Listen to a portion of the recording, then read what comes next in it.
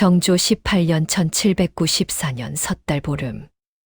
경기도 남양도 호부 서쪽 바닷가 마을 동막포구. 날이 큰일 났사옵니다. 바다가 얼어붙었사옵니다. 새벽 인시 오전 4시에 포구를 지키던 군사가 헐레벌떡 달려왔습니다. 이방리방 김진사는 코웃음을 쳤습니다. 이놈아, 한겨울에 바닷가의 얼음이 어는 게 뭐가 이상하단 말이냐? 아니옵니다. 온 바다가 얼어붙어 사람이 걸어 다닐 수 있사옵니다. 마치 한강같이. 김진사가 황급히 포구로 달려가 보니 정말 눈앞에 펼쳐진 광경은 믿기 힘든 것이었습니다. 서해 바다가 마치 북쪽 오랑캐의 땅처럼 꽁꽁 얼어붙어 있었던 것입니다. 백성들이 신기해하며 얼음 위를 걸어 다니고 있었습니다. 하지만 이것은 300년 저주의 시작이었습니다. 동막포에서 40년째 배를 몰던 늙은 어부 김덕팔진 뜨아반 그날 아침 일찍 바다에 나갔다가 넋을 잃었습니다. 소인이 이 바다에서 나고 자란 지 60년인데 이런 광경은 처음이옵니다. 김덕팔은 관하로 급히 달려가 보고했습니다. 날이 범상치 않은 일이옵니다. 얼음 밑에서 무언가가 움직이는 것 같았사옵니다. 눈이 어두운 개로구나. 아니옵니다. 분명 검은 그림자가 얼음 밑을 천천히 돌아다니더이다. 마치 사람의 형상 같았사옵니다. 이방 김진사는 믿지 않았지만 마을 노인들은 고개를 끄덕였습니다. 동막포의 제일 늙은 할멈 박씨가 떨리는 목소리로 말했습니다. 그것이 빙해귀빙하이고이가 아니겠소. 빙해귀라니 그게 무엇이오? 우리 할아버님께서 들었다는 이야기인데 억울하게 물에 빠져 죽은 원혼이 추운 겨울 바다를 얼려 사람을 홀린다 하였소. 동막포를 관할하는 남양도 오부사 이정백 리전보은 이 괴이한 일을 조정해 장계로 올렸습니다. 정조 18년 12월 15일 남양도 호부 서쪽 동막포의 바다가 하룻밤 사이에 얼어붙었사옵니다. 두께가 한 자약 30cm가 넘어 사람과 말이 다닐 수 있을 정도이옵니다.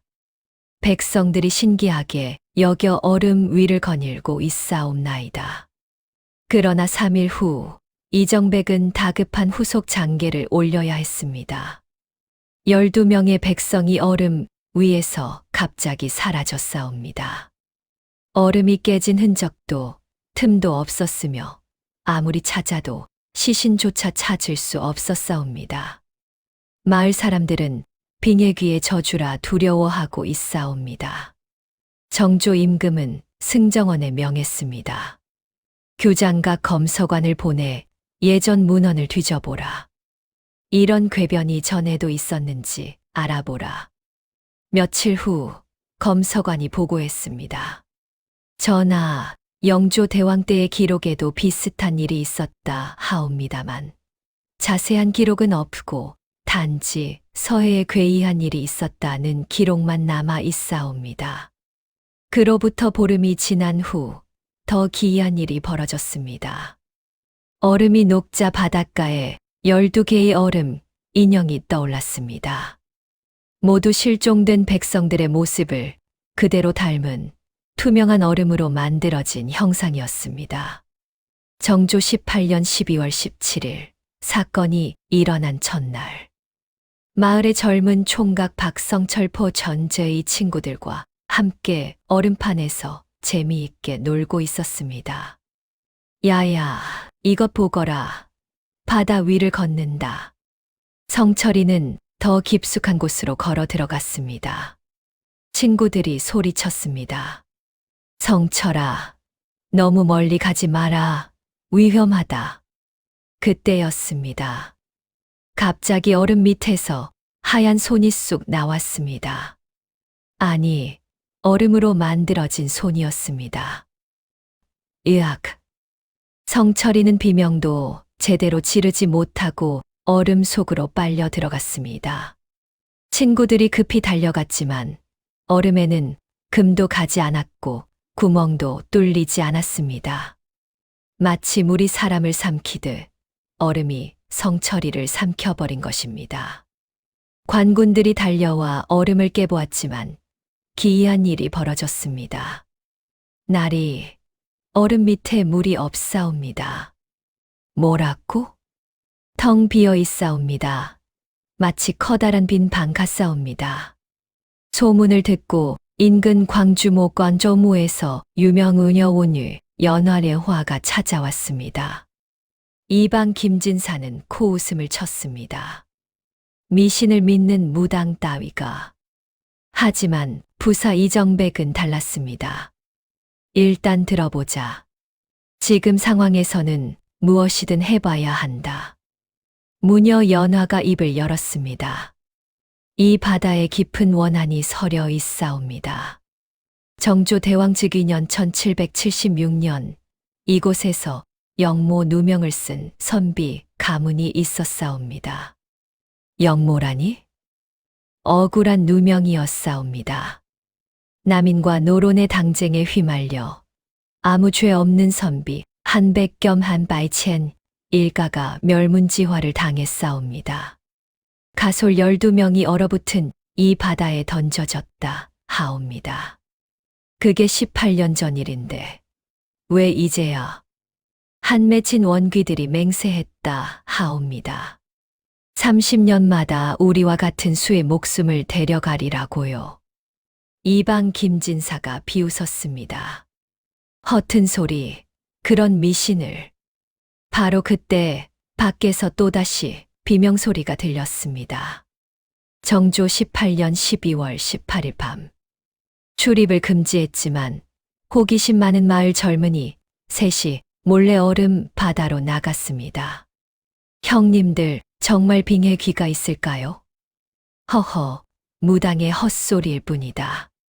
걱정 마라. 달빛 아래 얼음 밑에서 무언가가 움직이는 것이 보였습니다.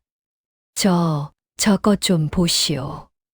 얼음 속에서 여러 개의 형상이 천천히 떠올랐습니다. 사람 모양의 얼음 조각들이었습니다. 아니, 얼음으로 만들어진 사람들이었습니다. 그것들이 천천히 움직이기 시작했습니다. 도망쳐라. 하지만 이미 늦었습니다. 얼음 바닥이 물처럼 흔들리더니 세 사람을 집어삼켰습니다. 그로부터 정확히 30년 후, 순조 24년 1824년 섣달, 다시 동막포의 바다가 얼어붙었습니다. 이번에는 새로운 남양부사 최석규 최씨 이괴가 부임해 있었습니다. 그는 30년 전 일을 기록으로 읽고 있었습니다. 허무맹랑한 이야기로구나. 어찌 귀신이. 하지만 그의 말이 끝나기도 전에 장계가 날아왔습니다. 7명의 백성이 얼음에서 사라졌사옵니다. 최부사는 경악했습니다. 30년 전과 똑같은 일이 벌어지고 있었던 것입니다. 즉시 무당을 불러오라. 이번에는 무녀 연화의 제자인 춘월촌유에이 왔습니다. 제 스승님께서 남기신 말씀이 있사옵니다. 30년마다 반복되리니 원혼들이 원하는 수만큼 채워질 때까지 멈추지 않으리라고 하셨사옵니다. 그럼 몇 명을 더 바쳐야 한단 말이냐? 30년마다 수가 줄어들고 있사옵니다. 처음엔 12명, 이번엔 7명. 다음에는 아마. 그녀는 말을 멈췄습니다. 순조 24년으로부터 또다시 21년 후. 헌종 11년 1845년 섣달. 세 번째로 동막포 바다가 얼어붙었습니다. 이번에는 5명이 사라졌습니다. 새로 부임한 남양부사 박문수포 원시오는 이미 모든 기록을 읽고 대비하고 있었습니다. 죄를 올려라. 성대하게. 관아에서 주관하는 큰 제사가 열렸습니다. 무녀 춘월의 제자인 설화슈의 화가 구슬했습니다. 한백겸 선비와 12가솔의 영령이시여 억울한 원을 푸시옵소서.